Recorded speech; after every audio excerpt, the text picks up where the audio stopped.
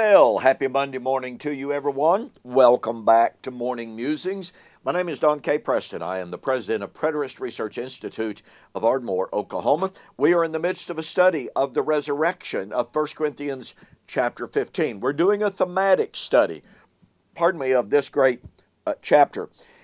And in our last video, I pointed out to you that there are some linguistic issues at work in 1 Corinthians 15 that scholars have struggled with. They continue to struggle with them. They are struggling with them. And I use that present tense on purpose, by the way, almost as a pun.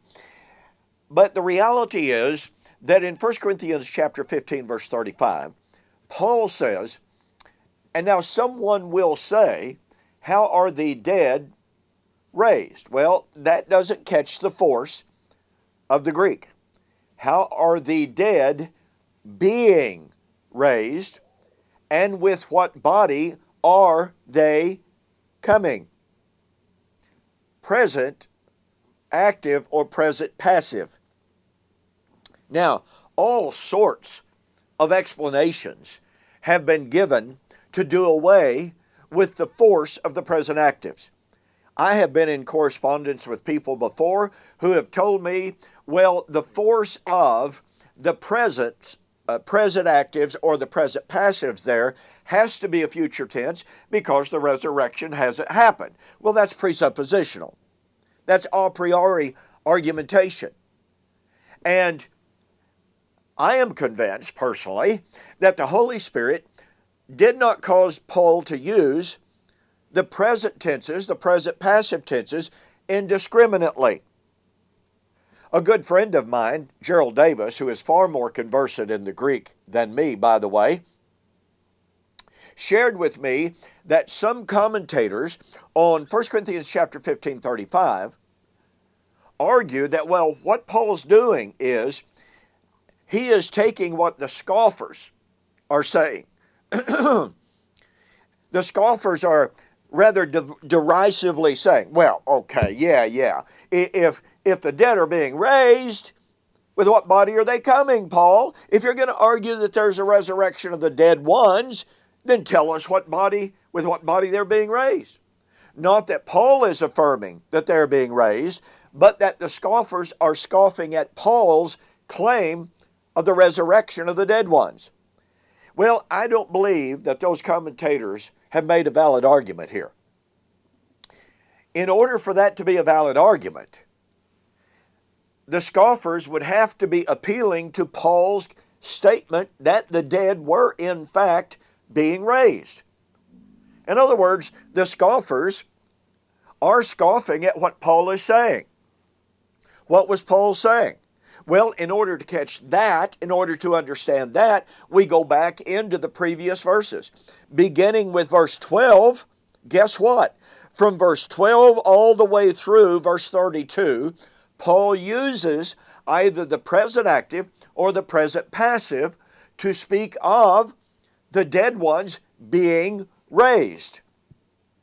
So it was not the scoffers who were derisively saying that the dead were being raised, as if Paul never said that.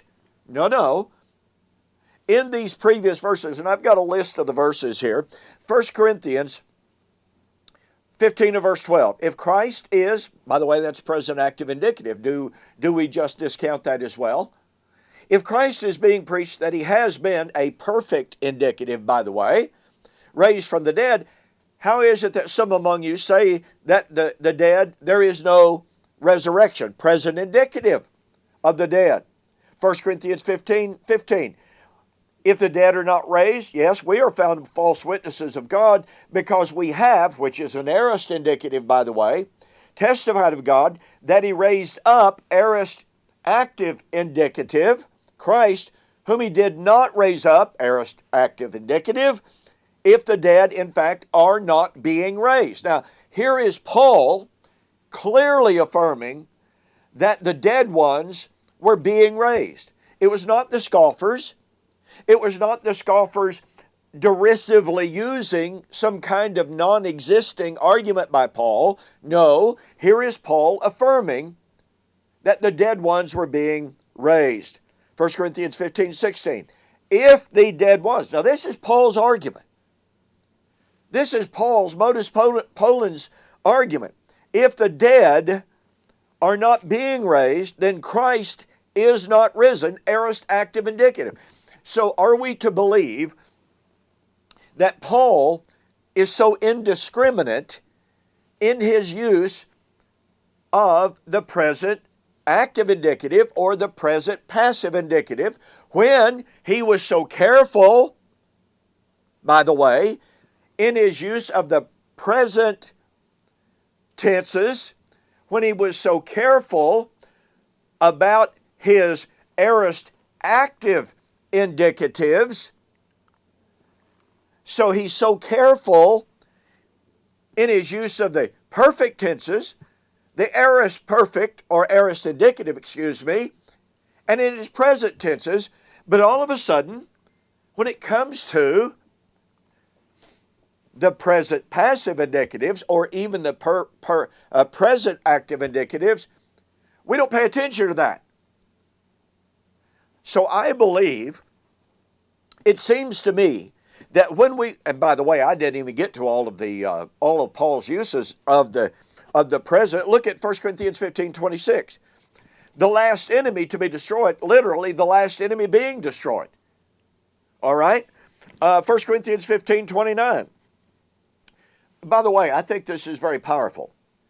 If the dead ones are not raised, otherwise what will they do who are, which is a present participle, who are being, baptized for the dead, if the dead are not rising? Why then are they present active, being baptized for the dead? Now, here is a great example of what is known as the iterative present.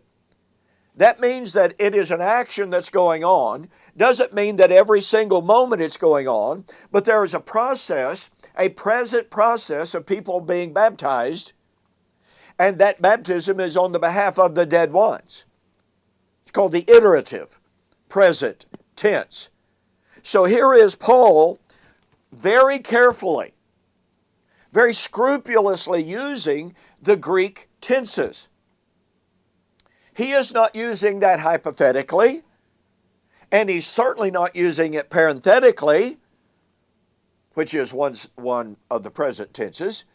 No. Just like he accurately uses the aorist active indicative, just like he properly uses the present active, just like he uses the iterative present, Paul uses the present passive indicative. And that means that the resurrection was already in progress. Well, folks, if the resurrection was already in progress, that demands that if the traditional view of Paul's discussion of eschatology and resurrection in 1 Corinthians 15 is focused on physical resurrection, it means that physical resurrection was already taking place.